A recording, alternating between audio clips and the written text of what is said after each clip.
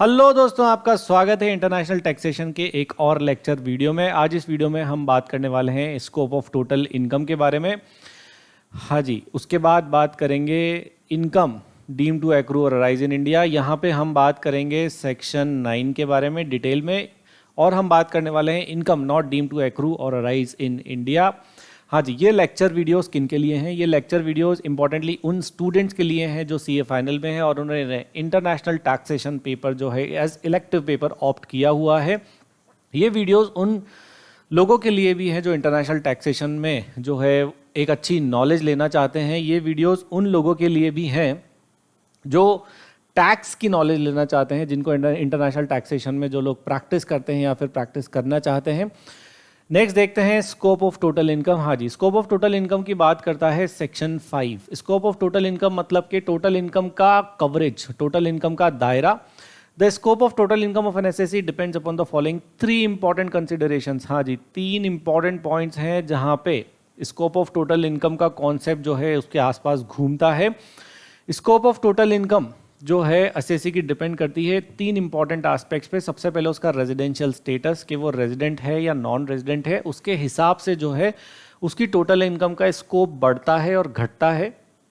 Next point है place of accrual और receipt of income, whether actual और deemed, कि उसको वो इनकम जो है राइट एक्चुअली रिसीव कहाँ हुई या डीम रिसीव जो है वो कहाँ पे हुई है, उसको एक्चुअल इनकम, ये भी इंपॉर्टेंट है। मतलब द प्लेस ऑफ रिसीट और deem receipt of the income of accrual of income. Next है point of time at which the income had accrued to और वाज रिसीव बाय और on behalf of the SSC. हाँ जी, एक next important है point of time, कि किस point of time पे एसएससी को वो इनकम रिसीव हुई है, मतलब कि किस फाइनेंशियल ईयर में वो इनकम टैक्सेबल होनी है। This point talks about importantly that, मतलब कि 3 इंपॉर्टेंट एस्पेक्ट हैं जो आपको कंसिडर करने हैं for determining the scope of total income of an SSC. सबसे पहले उसका रेजिडेंशियल स्टेटस, उसके बाद प्लेस ऑफ एक्रूअल और रिसीट ऑफ इनकम, के उसको कौन सी place in the context that in which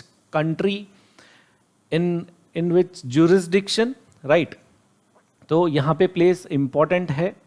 next है पॉइंट ऑफ टाइम, कि किस पॉइंट ऑफ टाइम पे जो है उसको इनकम जो है वो एक्रू हुई या रिसीव हुई। तो यहाँ पे 3 इंपॉर्टेंट पॉइंट्स हैं for scope of total income जिनको आपको ध्यान में रखना है। नेक्स्ट देखते हैं a non residents total income under section 5 subsection 2 includes. एक नॉन रेजिडेंट की total income as per section 5 subsection 2 में क्या क्या इंक्लूड होता है? इनकम रिसीव्ड और deem to be received in India in the previous year, मतलब वो इनकम, वो नॉन रेजिडेंट की इनकम जो इंडिया में रिसीव हुई या फिर डीम टू बी रिसीव हुई। डीम टू बी रिसीव क्या है वो हम आगे बात करेंगे। वो इनकम नॉन रेजिडेंट की जो इंडिया में रिसीव हुई और डीम टू बी रिसीव हुई, और इनकम विच एक्रू और अराइज और is deem to be accrue और arise in India during the previous year. हाँ जी, यहाँ पे बात होती है एक्चुअल रिसीट की, यहाँ पे बात होती है एक्रूअल और अराइजेस की। हाँ जी, तो ये जो इनकम है नॉन रेजिडेंट की, ये मान लिया जाएगा कि इनकम जो है ये उसको इंडिया में एक्रू हुई है और इंडिया में रिसीव हुई है। इनकम रिसीव्ड और deem to be received in India, और इनकम विच एक्रूज और अराइज और इज डीम टू एक्रू और arise in India during the previous year. तो as per section 5 subsection 2 non resident की जो ये इनकम है ये मान लिया जाएगा कि उसको इंडिया में रिसीव हुई है और इंडिया में ही अराइज हुई है। अब एक सर्कुलर नंबर 13/2017 है इशूड बाय सीबीडीटी, और एक सर्कुलर नंबर है 17/2017। क्या कहते हैं ये circular? Income of non resident seafarer receiving remuneration in NRE account maintained with Indian bank. हाँ जी, तो क्या एक सी फारर है, नॉन रेजिडेंट सी फारर है, राइट, उनको रेम्यूनरेशन रिसीव होता है अपने NRE non resident external account में, जो कि वो मेंटेन करते हैं एक इंडियन बैंक के साथ। तो क्या ये टैक्सेबल होगा या नहीं होगा? इस पर central board of direct taxes ने जो है वो क्लैरिफिकेशन दिया है। Central board of direct taxes ने ये क्लैरिफिकेशन दिया है कि ये अमाउंट टैक्सेबल नहीं होगा, जस्ट ऑन द बेसिस कि ये जो अमाउंट है ये एनआरई अकाउंट में आ रही है and that NRE account is maintained with the Indian bank, so this is not taxable in India. CBDT has clarified that the salary accrued to a non-resident seafarer for services rendered outside India, ये क्यों taxable नहीं होगा India में? क्योंकि ये जो services हैं, this services is rendered outside India on a foreign going ship with Indian flag और फॉरेन फ्लैग। हाँ जी, फ्लैग जो है शिप पे कोई सा भी हो सकता है, बट जो सर्विस रेंडर्ड है वो आउटसाइड इंडिया जो है वो रेंडर्ड है, तो वो इंडियन फ्लैग के साथ भी शिप हो सकता है, विदाउट इंडियन फ्लैग भी हो सकता है। Shall not be included in total income, वो टोटल इनकम में इंक्लूड नहीं की जाएगी, merely because the said salary has been credited in the NRE account maintain with an Indian bank by the seafarer. हाँ जी, तो CBDT ने clarify किया है कि कोई भी एनआरआई है, राइट, नॉन रेजिडेंट है और जो कि सी फारर है, अब उन्होंने जो सर्विस रेंडर की है outside India on a foreign going ship with Indian flag और विदाउट इंडियन फ्लैग, तो ये इनकम जो है टैक्सेबल नहीं होगी, जस्ट बिकॉज ये इनकम उन्होंने एनआरई अकाउंट में रिसीव की है और वो एनआरई अकाउंट जो मेंटेन है वो किसी इंडियन बैंक के साथ मेंटेन किया जाता है। So CBDT has clarified that this income is not taxable in India.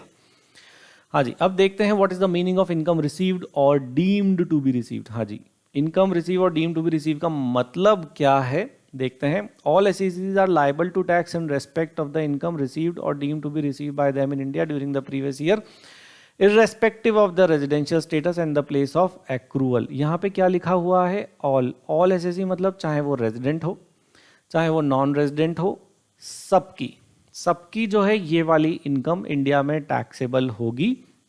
Is liable to tax in respect of the income, वो इनकम जो उनको या तो इंडिया में रिसीव हुई है, वो इनकम या तो इंडिया में डीम टू एक्रू और डीम टू बी रिसीव्ड है, right, irrespective of their residential status, चाहे उनका रेजिडेंशियल स्टेटस कुछ भी हो या फिर उनकी प्लेस ऑफ एक्चुअल एक्रूअल जो है वो कुछ भी हो, चाहे इंडिया में हो या इंडिया से बाहर हो, बट अगर वो इनकम इंडिया में रिसीव हुई है या फिर वो इंडिया में डीम टू एक्रू और अराइज हुई है, तो उस पर जो है इंडिया में टैक्स देना है। Income is to be included in the total income of the assessee immediately on its accrual और डीम रिसीट्स। यस, इनकम जो है वो एसएससी की इनकम में कब इंक्लूड करी जाएगी, इमीडिएटली ऑन इट्स एक्रूअल और डीम्ड रिसीट। उसका एक्चुअल रियलाइजेशन का वेट हमें नहीं करना है।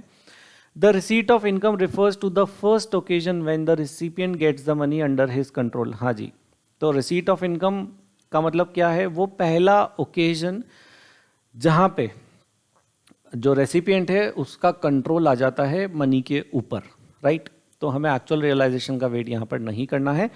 Once an amount is received as income, remittance or transmission of that amount from one place or person to another does not constitute receipt of income in the hands of the subsequent recipient or at the place of subsequent receipt। एक बार जो income अपने at the time of first occasion taxable कर दी है, उसके बाद वो income कहीं पर भी ट्रांसफ़र होती रहे, राइट, वो उसके बाद जो है वो ट्रांसफ़र होती रहे, तो उसके बाद उसको जो है वो टैक्सेबल आप नहीं कर सकते हैं।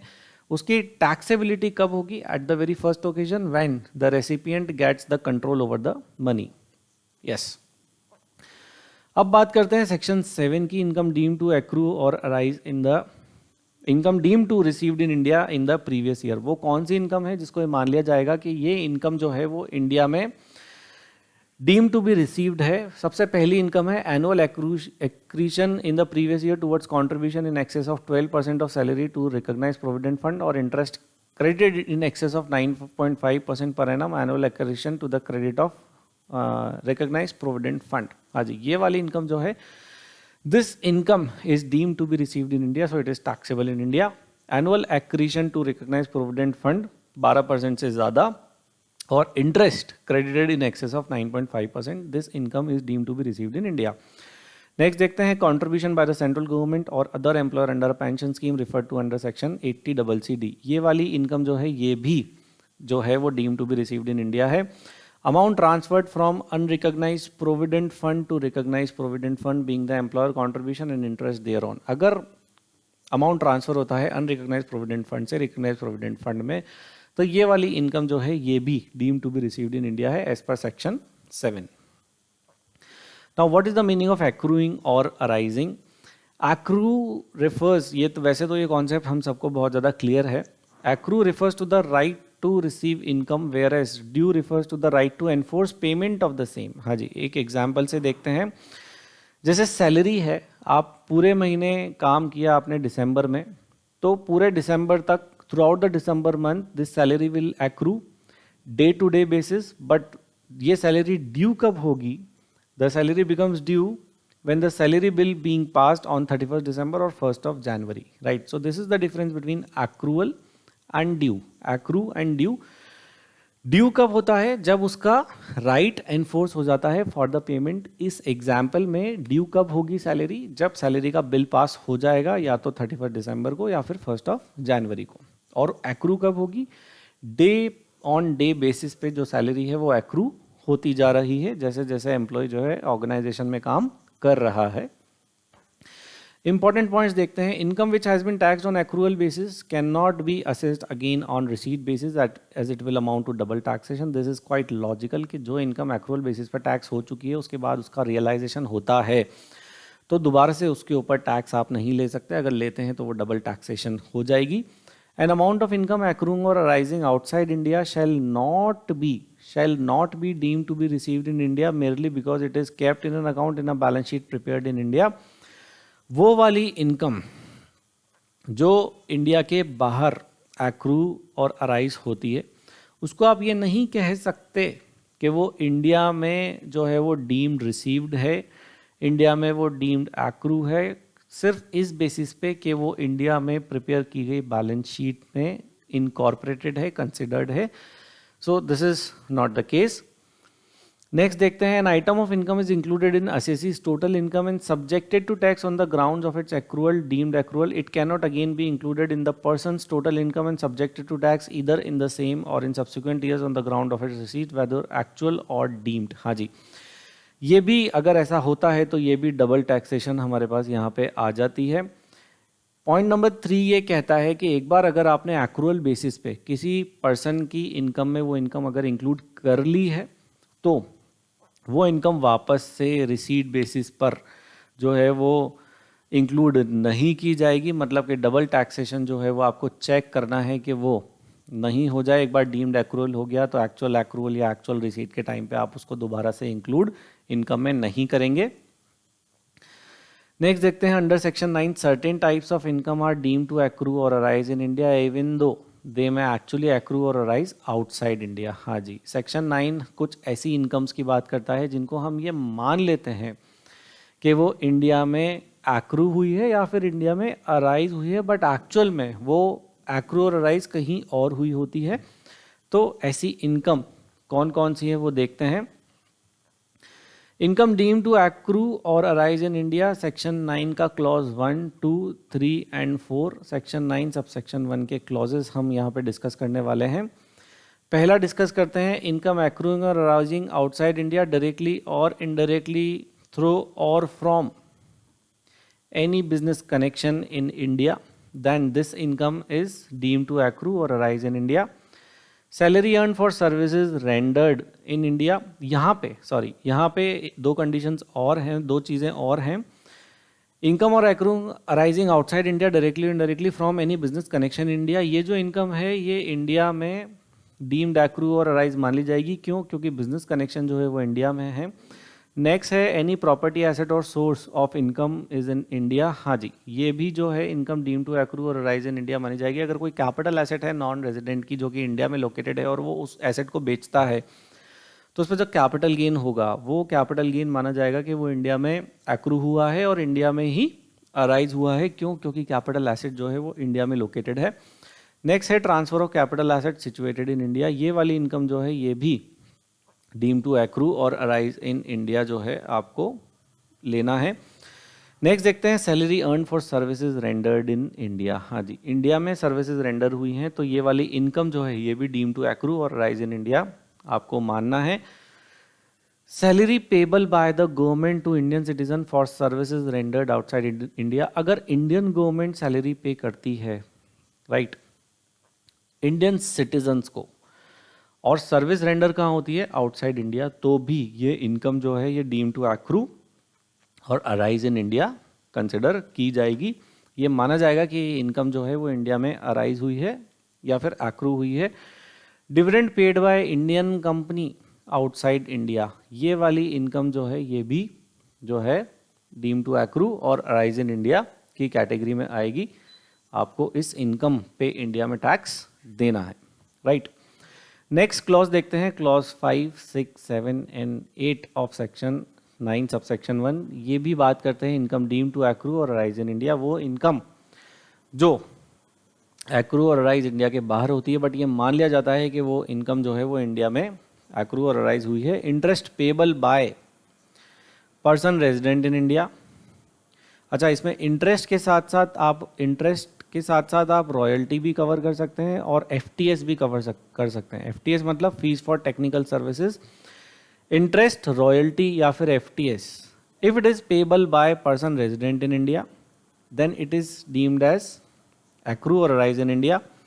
If it is payable by the Indian government, if it is payable by a non resident. अब यहाँ पे जो है, यहाँ पे कुछ एक्सेप्शंस हैं। एक्सेप्शंस का क्या है? एक्सेप्शन का मतलब कब आप इन इनकम को डीम टू एक्रू और अराइज इन इंडिया नहीं मानेंगे। तो ये एक्सेप्शन देखते हैं। If the money borrowed and used और टेक्निकल सर्विसेज और royalty services are utilised for the purpose of business और profession carried on outside India. अब यहाँ पे बिजनेस और प्रोफेशन जो है वो आउटसाइड इंडिया कैरी हो रहा है, तो इस इनकम को आप डीम टू एक्रू और अराइज इन इंडिया नहीं मान सकते। एक और एक्सेप्शन है, if the money borrowed and used और टेक्निकल सर्विसेज और royalty services are utilised for making income from any source outside India. तो यहाँ पे भी सोर्स जो है वो आउटसाइड इंडिया है, तो आप इस इनकम को डीम टू एक्रू और अराइज इन इंडिया नहीं मानेंगे। एफटीएस के केस में नॉन रेजिडेंट से अगर services payable by a non resident, if money is borrowed and use for the purpose of business और profession carried on in India. हाँ जी, अगर इंडिया में है, इंडिया में नॉन रेजिडेंट अगर दे रहे हैं, अगर मनी बोरोड हुई उस पर्पस के लिए जो बिजनेस और प्रोफेशन जो है वो इंडिया में कैरी हो रहा है, जो कि इंडिया में चलाया जा रहा है, तो जो है वो जो अमाउंट है राइट एफटीएस का, वो मान लिया जाएगा कि वो इंडिया में एक्रू और अराइज हो रहा है। राइट, नेक्स्ट इज, अगर FTS is payable by a non resident, अगर नॉन रेजिडेंट पे कर रहा है, राइट, इफ टेक्निकल सर्विसेज और royalty services are utilise for the purpose of business और profession carried on in India और making income from any source in India, तो भी ये मान लिया जाएगा कि इनकम जो है इंडिया में एक्रू हुई है और इंडिया में अराइज हुई है। नेक्स्ट है income arising outside India being any sum of money paid without consideration by a resident Indian to a non corporate non-resident or foreign company where aggregate of such sum exceed rupees 50,000, where the sum exceed rupees 50,000. Income arising outside India, right, वो income जो outside India arise होती है, कोई भी amount of money जो कि without consideration पे की जाती है एक रेजिडेंट इंडियन के द्वारा to a non corporate non resident और टू अ फॉरेन कंपनी जिसका अमाउंट 50,000 से ज़्यादा का है, तो ये मान लिया जाएगा कि इनकम जो है वो डीम टू एक्रू और अराइज इन इंडिया हुई है। इसके पीछे लॉजिक ये है कि विदाउट कंसिडरेशन जो है वो दी जा रही है। तो विदाउट कंसिडरेशन जो है, अगर ब्लैक मनी ट्रांसफ़र होती है या कोई भी किसी भी तरीके की इंडियन करेंसी बाहर जाती है विदाउट एनी कंसिडरेशन, तो उसको ये मान लिया जाएगा कि वो इनकम जो है इंडिया में अराइज हुई है और उस पर टैक्स जो है वो आपको देना है इंडिया में। Right, income which are deem to accrue और arise in India, any income accruing और arising to an SSC in any place outside India whether directly or indirectly, through or from any business connection in India, through or from any property in India, through or from any asset or source of income in India, through the transfer of capital assets situated in India would be deemed to accrue or arise in India. हाँ जी, कोई भी capital asset India में located है, ये हम already जो है वो डिस्कस कर चुके हैं। What is business connection? अब यहाँ पे बिजनेस कनेक्शन समझना ज़रूरी है हमें, क्योंकि income deem to accrue or rise in India में बिजनेस कनेक्शन एक इंपॉर्टेंट कॉन्सेप्ट है। बिजनेस कनेक्शन देखते हैं क्या होता है। Business connection includes any business activity carried out through a person acting on behalf of non resident. Right, कोई भी बिजनेस एक्टिविटी कोई भी पर्सन करता है, किसके बिहाफ पे एक्ट करके? नॉन रेजिडेंट के बिहाफ पे एक्ट करके। For a business connection to be established, for a business connection to be established, the person acting on behalf of the non-resident must have an authority which is habitually exercised in India to conclude contracts on behalf of the non-resident.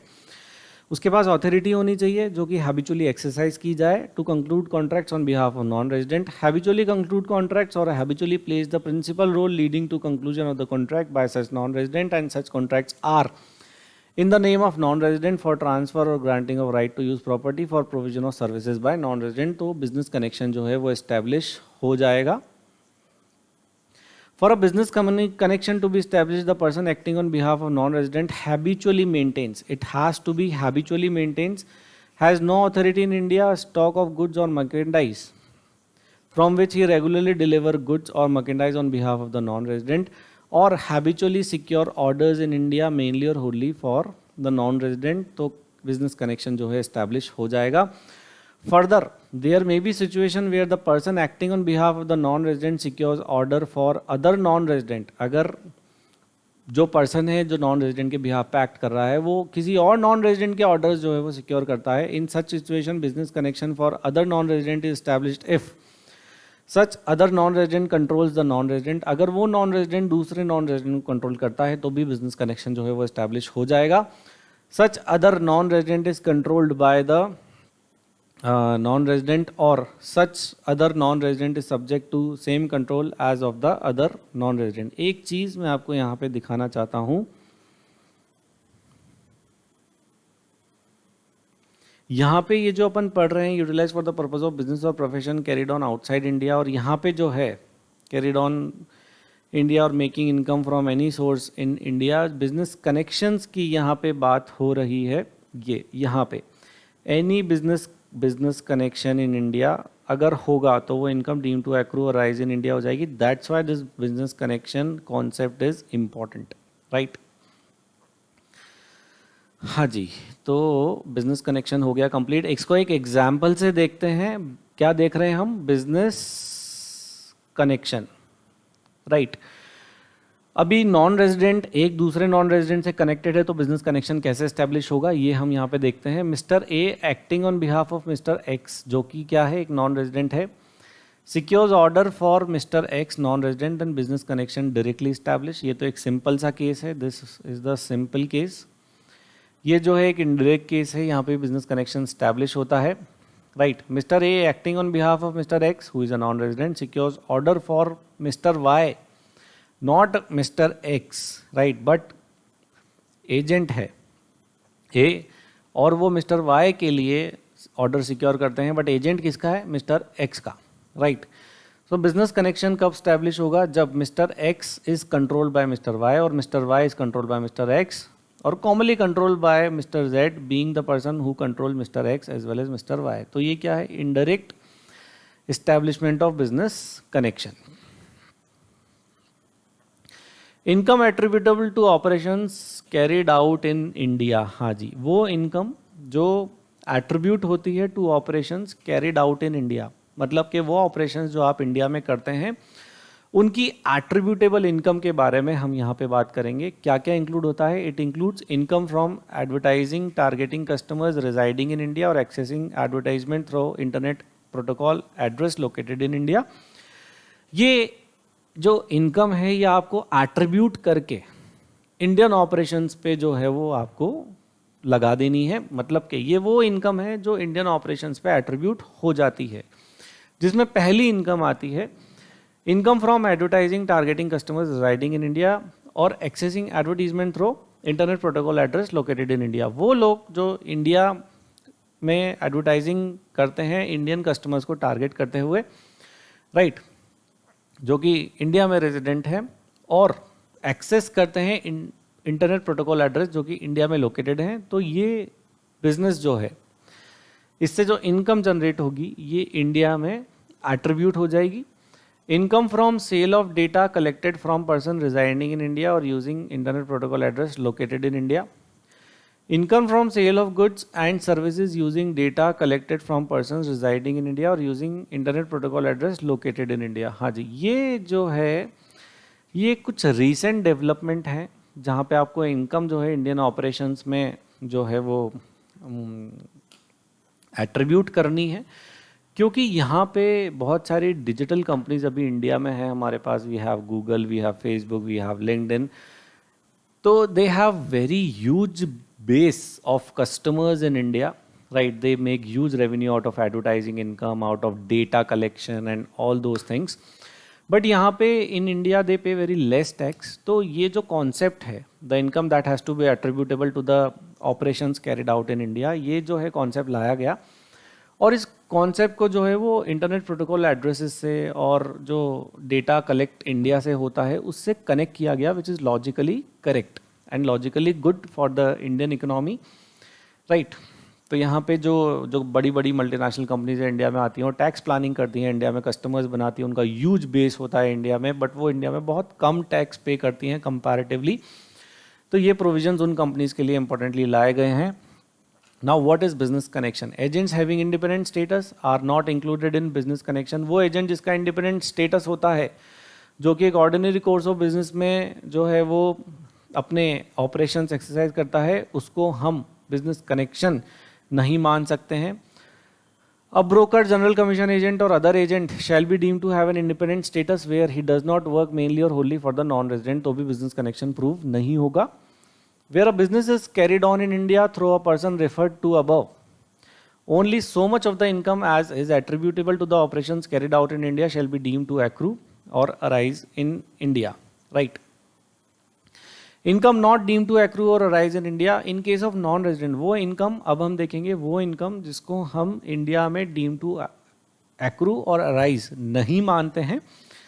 In case of non resident the following shall not be treated as business connection in India in case of business in respect of which all the operations are not carried out in India. Logically होना भी यही चाहिए कि ये जो operations हैं इनसे जो इनकम होगी ये इंडिया में एट्रीब्यूटेबल नहीं होनी चाहिए। क्यों? क्योंकि बिजनेस जो है उसके ऑपरेशंस इंडिया में आपने करे ही नहीं है। Purchase of goods in India for export, आपने इंडिया में गुड्स परचेज की एक्सपोर्ट्स के लिए, तो ये भी एट्रीब्यूटेबल इनकम का पार्ट नहीं है। Collection of news and views in India for transmission outside of India, क्योंकि इसका अल्टीमेट कंजम्पशन इंडिया में नहीं है, तो यहाँ पे भी जो है हम इस इनकम को deem to accrue or rise in India नहीं मान सकते। In case of none of the following shall not be deemed as business connection in India. Shooting of cinematographic films in India. In the case of a non-resident, no income shall be deemed to accrue or rise in India through or from operations which are confined to the shooting of any cinematographic films in India if such non-resident is an individual who is not a citizen of India, a firm which does not have any partner who is a citizen of India or who is a resident of India, a company which does not have any shareholder who is a citizen of India or who is resident in India, right? तो ये जो है ये income ये मानी जाएगी कि ये इंडियन कनेक्शन से अराइज नहीं होती है। नेक्स्ट देखते हैं, activities confined to display of rough diamonds in SNZs, special notified zones कहते हैं SNZs को। In case of foreign company engage in the business of mining of diamonds, no income shall be deem to accrue और arise in India to it through और from the activities which are confined to display of uncuts and unassorted diamonds in any special zone notified by the central government in the official gazette in this behalf. अगर कोई company, कोई foreign company business में engage है mining of diamonds के, तो उसको कोई income India से एक्रू और अराइज नहीं होगी अगर वो सिर्फ ये एक्टिविटी करती है कि अपने जो अनकट और रफ डायमंड्स हैं उसको डिस्प्ले कर देती है। कहाँ पे? नोटिफाइड जोन्स में। तो इस इनकम को हम इंडिया में डीम टू एक्रू और अराइज नहीं मानेंगे। Income from property, assets or source of income in India, any income which arises from any property in India, चाहे वो मूवेबल हो, इमूवेबल हो, टैंजिबल या इंटेंजिबल प्रॉपर्टी हो, would be deem to accrue or rise in India, right. वो income किसी भी property से हो जो कि प्रॉपर्टी इंडिया में हो, चाहे वो प्रॉपर्टी मूवेबल है या इमूवेबल है, टैंजिबल है या इंटेंजिबल है, वो इनकम हमेशा हमेशा deem to accrue or rise in India होगी। क्यों? क्योंकि एसेट कहाँ पे लोकेटेड है? इंडिया में। फॉर एग्जाम्पल, हायर चार्जेस और rent paid outside India for the use of machinery और बिल्डिंग सिचुएटेड इन इंडिया, तो ये income irrespective of the residential status of the SSE, ये इनकम हमेशा हमेशा इंडिया में ही टैक्सेबल होगी। Deposits with an Indian company for which interest is received outside India, तो अगर इंडियन कंपनी में कोई डिपॉजिट्स है उसका इंटरेस्ट जो है वो आउटसाइड इंडिया रिसीव हुआ है, चाहे SSE रेजिडेंट हो या नॉन रेजिडेंट हो, ये इनकम जो है वो हमेशा हमेशा इंडिया में टैक्सेबल होगी। मतलब इस इनकम को हमेशा माना जाएगा that it is deem to accrue और arise in India. Income through transfer of capital assets situated in India. Capital gain arising through or from the transfer of capital assets situated in India would be deemed to accrue or arise in India in all cases, irrespective of the fact whether the capital asset is movable, immovable, tangible, the place of registration of the document, the place of payment of the consideration. हाँ जी, इन सब चीज़ों से हमें कोई फ़र्क नहीं पड़ता. अगर कोई भी एसेट, चाहे वो मूवेबल है, इमूवेबल है, टेंजिबल है, इंटेंजिबल है, या फिर उसका रजिस्ट्रेशन कहाँ पर कराया गया है, या फिर जो पेमेंट है कंसिडरेशन का वो इंडिया में हुआ है या आउटसाइड इंडिया हुआ है, इससे हमें कोई फ़र्क नहीं पड़ता. अगर वो एसेट इंडिया में लोकेटेड है तो ये माना जाएगा कि उसकी इनकम, राइट, उसकी इनकम ऑन ट्रांसफ़र, कौन सी इनकम, कैपिटल गेन की income on transfer of such asset is always deemed to accrue और arise in India, right. Accordingly, the expression through shall mean and include and shall be deemed to have always meant and included by means of, in consequence of or reasons by. That says explanation 4 to section 9. मतलब कि जो expression 2 है उसका मतलब क्या है, उसका मतलब shall mean and include and shall be deemed to have always mean and include by means of or in consequence of और by reasons of. मतलब कि सारे aspect जो हैं यहाँ पे throw में cover कर दिए गए हैं. An asset or capital asset being any share or interest in a company or entity registered or incorporated outside India shall be deemed to be and shall always be deemed to have situated in India if the shares or interest derives directly or indirectly its value substantially from the assets located in India. ये कहता है explanation 5 to section 1 section 9 subsection 1, right. इसका मतलब क्या है कि कोई capital asset है जो कि एक शेयर है कंपनी के, राइट, और वो कंपनी इनकॉर्पोरेटेड है और रजिस्टर्ड है आउटसाइड इंडिया. बस बट उस कंपनी की जो एसेट्स हैं, राइट, सब्सटेंशियली वो इंडिया में है. तो जो कंपनी के शेयर्स हैं वो अपनी वैल्यू डिराइव करेंगे importantly from the assets which are substantially located in India, right, clear.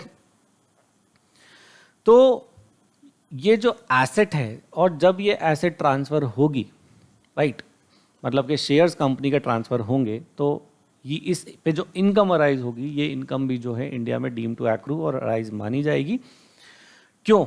क्योंकि जो फॉरेन कंपनी के शेयर्स हैं वो अपनी सब्सटैंशियल वैल्यू डिराइव करते हैं from those assets which are located in India, right.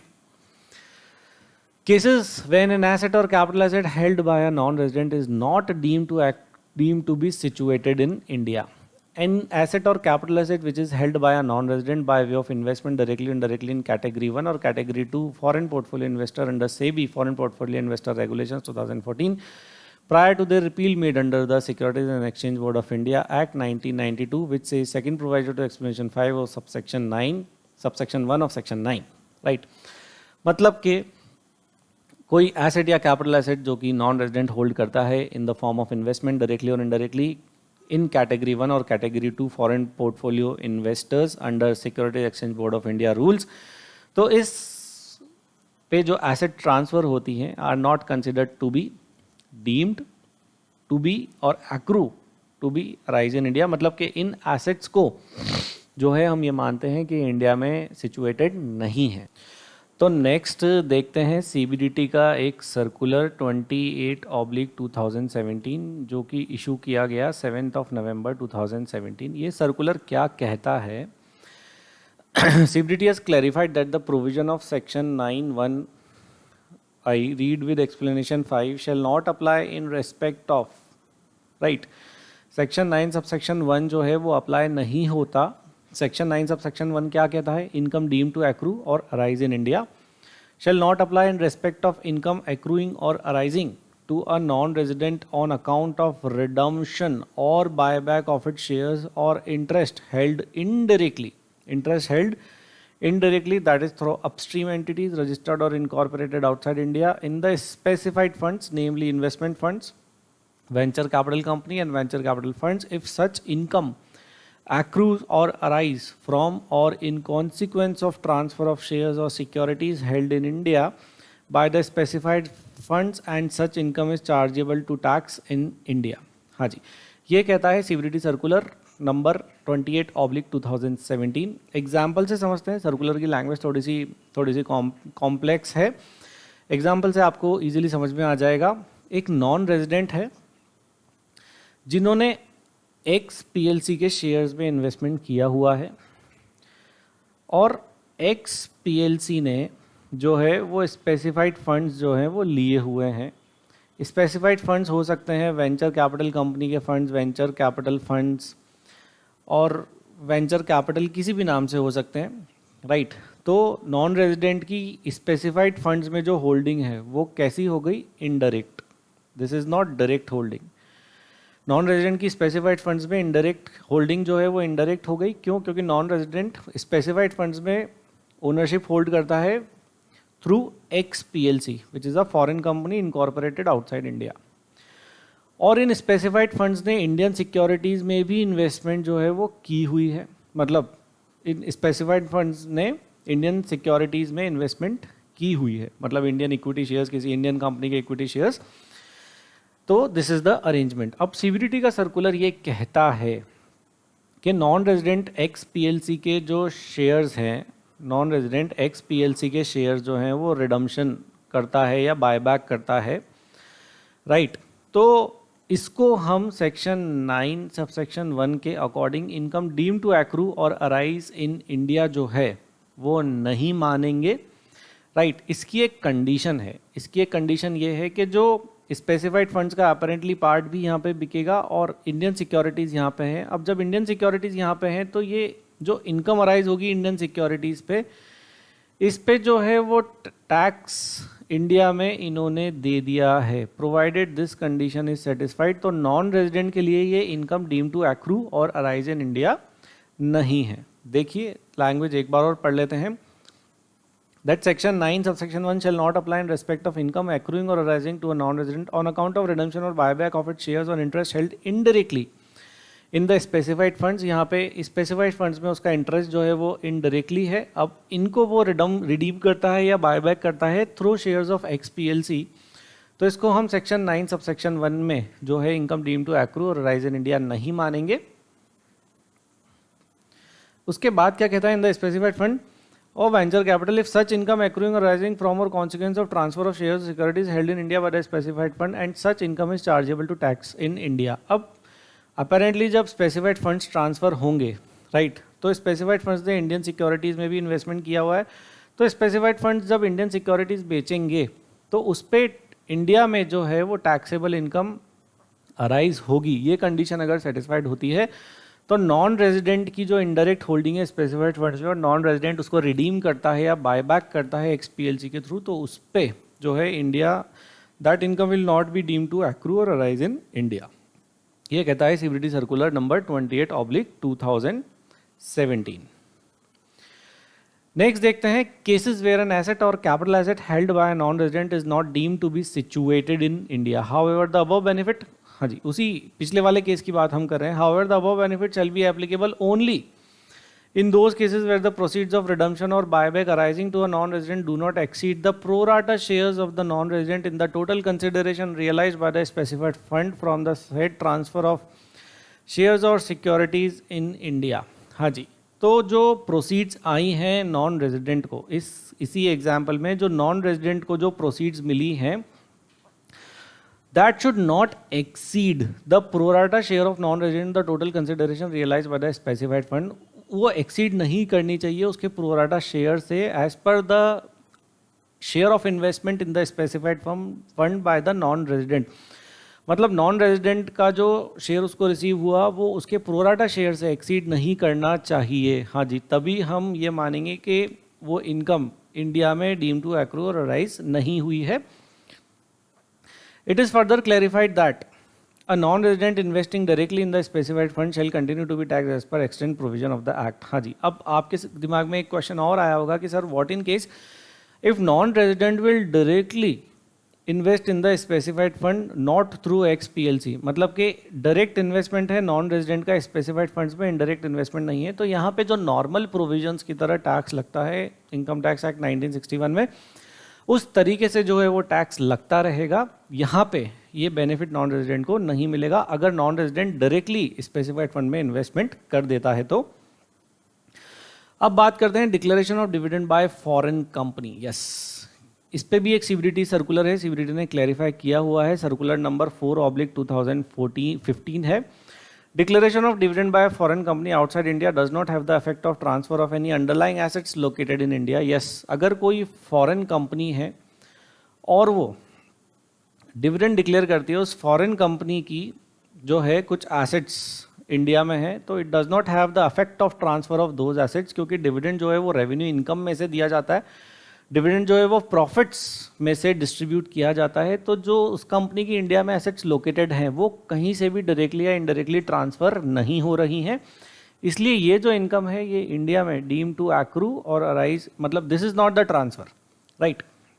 So circular number 4/2014 clarified that the dividend declared and paid by a foreign company outside India in respect of shares which derive their value substantially from assets situated in India would not be deemed to be income accruing or arising in India by virtue of provision of section 9 subsection 1। हाँ जी, foreign company dividend declare करती है और उस foreign company की assets India में है, substantial assets India में है, तो ये जो है नहीं माना जाएगा कि इनकम जो है डीम टू एक्रू और अराइज इन इंडिया हुई है। क्यों? क्योंकि जो डिविडेंड डिस्ट्रीब्यूट होता है that is out of revenue profits, यहाँ पे कहीं से भी वो एसेट्स जो इंडिया में लोकेटेड है वो ट्रांसफर डायरेक्टली या इनडायरेक्टली नहीं हो रही हैं। नेक्स्ट देखते हैं, entity deem to derive its value substantially from the assets located in India. Explanation 6 to section 9 subsection 1 provides that the share or interest in a company or entity registered or incorporated outside India shall be deemed to derive its value substantially from the assets located in India if on the specified date the value of Indian assets exceeds the amount of INR 10 crores and it represents at least 50% of the value of all assets owned by the company or entity as the case may be। कब ये माना जाएगा कि किसी भी company के shares और interest जो हैं, राइट, वो अपनी substantial value, right, substantial value from the assets जो है डिराइव करते हैं, that is located in India. कब माना जाएगा? जब एक स्पेसिफाइड डेट पे। What is specified date? अभी देखेंगे आगे। जब वो अपनी एक स्पेसिफाइड डेट पे जो इंडियन एसेट्स की वैल्यू है वो एक्सीड करती है 10 करोड़ से ज़्यादा, और वो वैल्यू जो है वो रिप्रेजेंट करती है at least 50% of the value of all the assets owned by the company और द एंटिटी। हाँ जी, तो कुछ इंपॉर्टेंट डेफिनेशंस यहाँ पे हमारे पास है, इन इंपॉर्टेंट डेफिनेशंस को भी डिस्कस अपन कर लेते हैं। The next is the value of assets, the fair market value on the specified date of such asset without reduction of liability if any in respect of the assets. Liability का reduction जो है वो नहीं होना है, इसका ध्यान रखिएगा। इन द प्रिस्क्राइब्ड मैनर जो डिफाइंड है वो कहाँ डिफाइंड है? रूल 11 यूबी में, और रूल 11 यूसी में डिफाइंड है determination of income attributable to assets in India. Specified date क्या है? The value, the date on which accounting period of the company or as the case may be the entity ends preceding the date of transfer or shares of an interest. जब भी share transfer होगा या interest transfer होगा उसके just पहले वाली date पे जब अकाउंटिंग पीरियड एंड होगा उसको हम मानेंगे स्पेसिफाइड डेट, मतलब वो डेट जिस पे आपको वैल्यू ऑफ एसेट्स जो है वो चेक करनी है, right. Next is accounting period, each period of 12 months ending on 31st March। However, where a company or entity referred to in explanation 5 regularly adopts a period of 12 months ending on a day other than 31st March for the purpose of complying with the provision of tax laws of the territory which residence or purpose, reporting to person holding the share or interest in the period of 12 months ending with the other day shall be the accounting period of the company or as the case may be। अगर 1 अप्रैल से 31 मार्च का accounting period follow होता है तो वो accounting period मान लेंगे। अगर और किसी डेट का अकाउंटिंग पीरियड फॉलो होता है for the 12 months then that accounting period will be considered.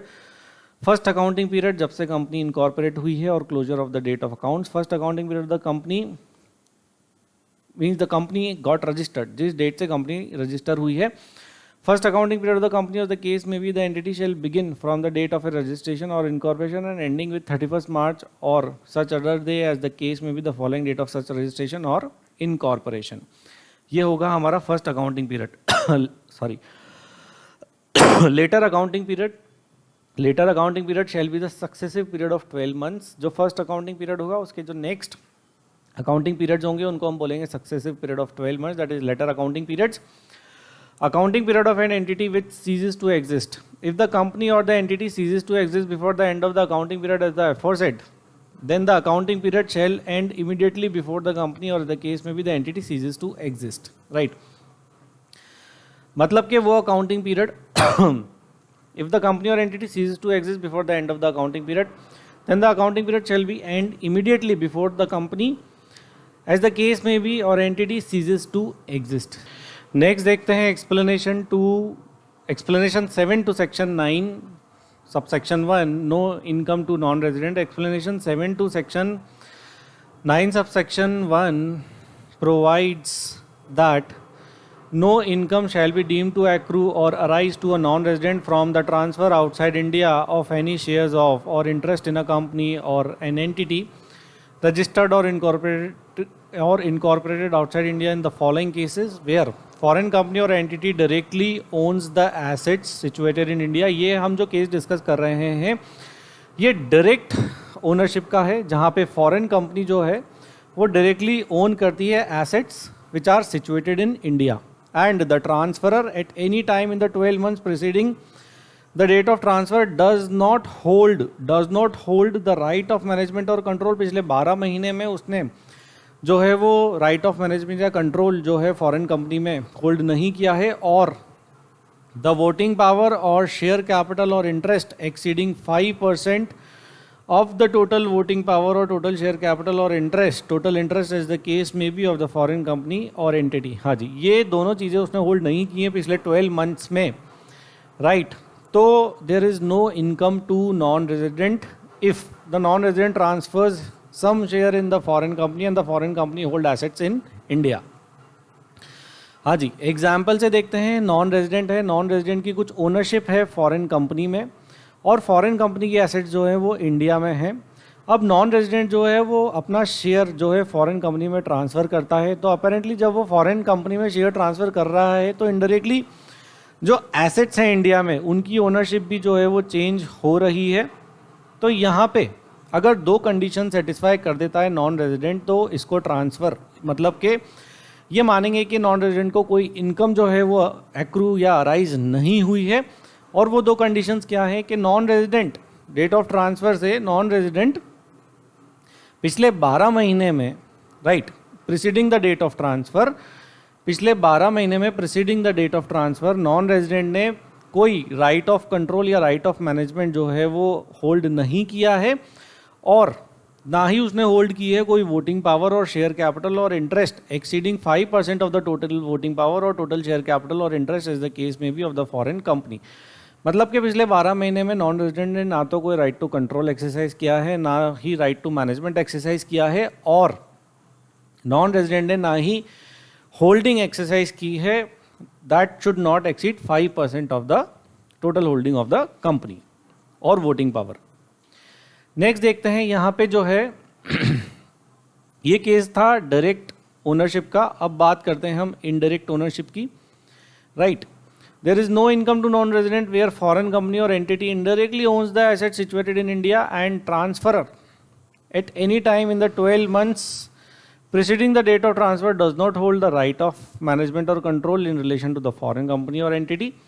Any right on in relation to such foreign company or entity which would entitle him to the right of management or control in the company or entity that directly owns the asset situated in India, or such percentage of total voting power or share capital of interest in foreign company or entity which results in holding of a voting power or share capital or interest exceeding 5% of the total voting power or total share capital or total interest is the case may be of the company or entity that directly owns the asset situated in India. Right, ये भी वही same case है जहाँ पे non resident जो है वो indirectly hold करता है फॉरेन कंपनी में स्टेक, चाहे वो किसी और एसोसिएटेड एंटरप्राइजेस के थ्रू या फिर किसी और के थ्रू. और यहाँ पे भी वो कंडीशन अगर सेटिस्फाई हो जाती है कि पिछले 12 months में जो ट्रांसफरर है ना तो उसने कोई राइट ऑफ मैनेजमेंट या राइट ऑफ कंट्रोल जो है उसने होल्ड किया है, और ना ही उसके पास वोटिंग पावर है, ना ही उसके पास होल्डिंग है for exceeding 5% of share capital of the company.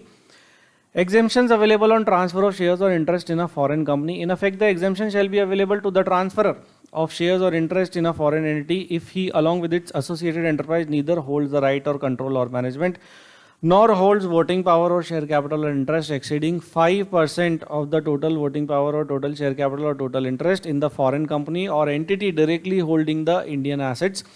हाँ जी, एग्जेम्पशन कब अवेलेबल होगी जी? नॉन रेजिडेंट को फॉरेन एंटिटी में जब वो शेयर अपना ट्रांसफ़र करेगा, जब वो पिछले 12 महीने में ना तो कोई राइट ऑफ कंट्रोल या मैनेजमेंट एक्सरसाइज होल्ड करेगा, ना ही कोई वोटिंग पावर वो होल्ड करेगा that exceeds 5% of the total voting power or total share capital or interest in the company.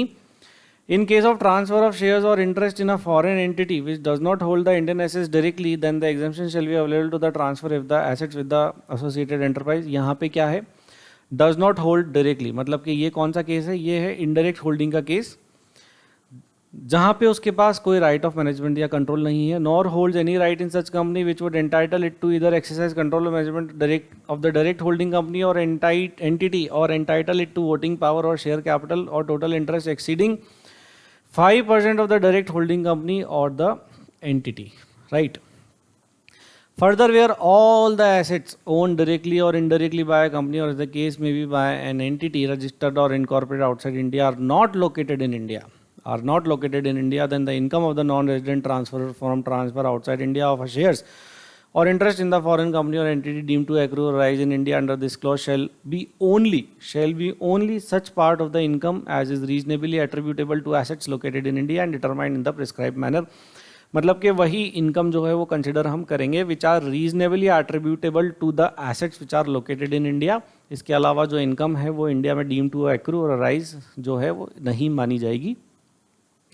Associated enterprise कौन है in relation to another enterprise means an enterprise which participate directly or indirectly or through one or more intermediaries in the management or control or capital of the other enterprise, or in respect of which one or more person who participates directly or indirectly or through one or more intermediaries in its management or control or capital are the same persons who participate directly or indirectly or through one or more intermediaries in the management और control और capital of the other enterprise. ये है associated enterprise के बारे में.